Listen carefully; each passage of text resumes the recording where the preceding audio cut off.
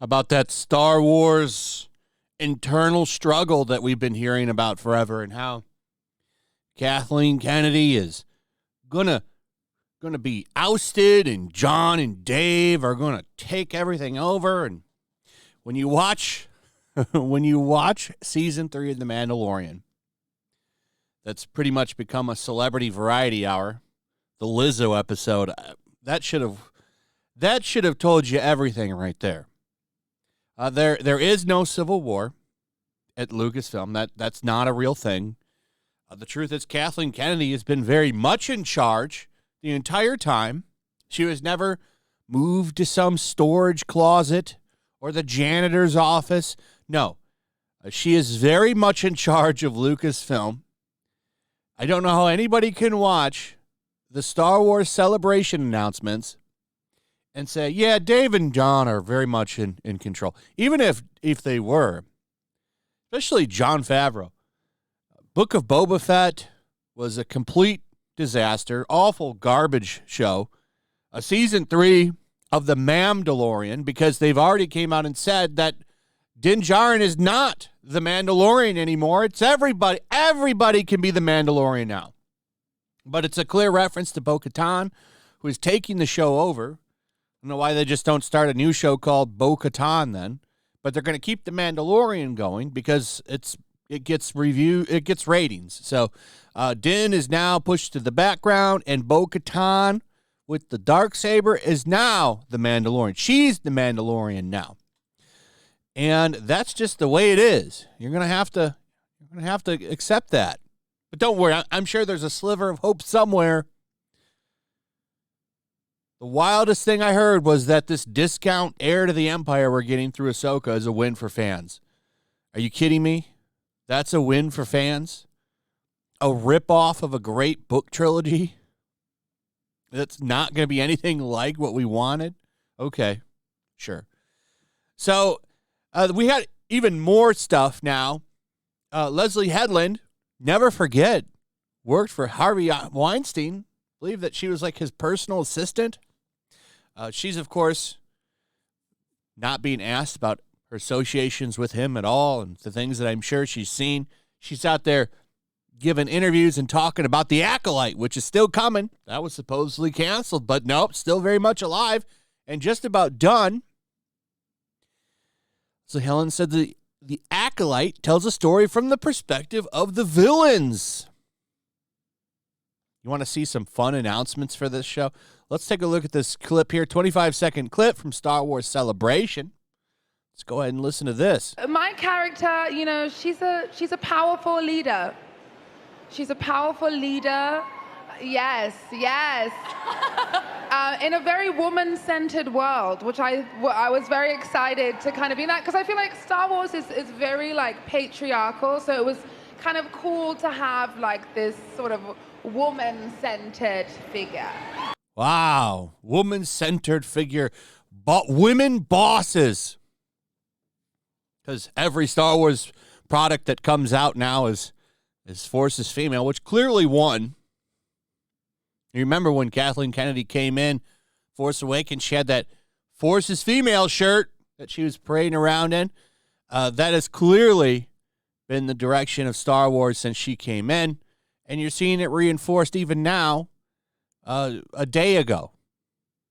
The best part of all this, I've seen that this clip has been researched. I don't know if it's older or newer. Has Leslie Headland saying, I'm a fan of just Star Wars.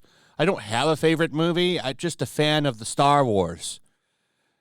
There was also a guy that Hayden Christensen appeared during this event, and he came out and said, somebody said, here's Darth. Like, that's his first name. They got a bunch of people that don't understand this franchise talking about this franchise in Celebration. It's really funny. But this show is coming. Here's another hot take, another true fan take here. The Acolyte actor, Charlie Barnett, says, the best parts about the Star Wars is there is no good or evil. Depends on what side you're standing on. I think it's pretty clear that the Empire is evil. I'm just saying. It's not a good batch of fellas over there. They're pretty evil to the core, actually, especially the Emperor. Darth Vader, for a long time, was pretty evil to the core. By the way, I love your eyeliner. It's great stuff. You know who else finally stepped up to the plate, back in action? Old Kathleen Kennedy came out of her janitor's closet. That's where I've been told she was removed to. Very much at the head of Star Wars Celebration. Very much appearing and talking to people, doing interviews. Here's one she did with IGN. Getting ratioed to hell, too, by the way. Look at that. 8.2 thousand downvotes. 8.2 thousand downvotes to 1.2 votes.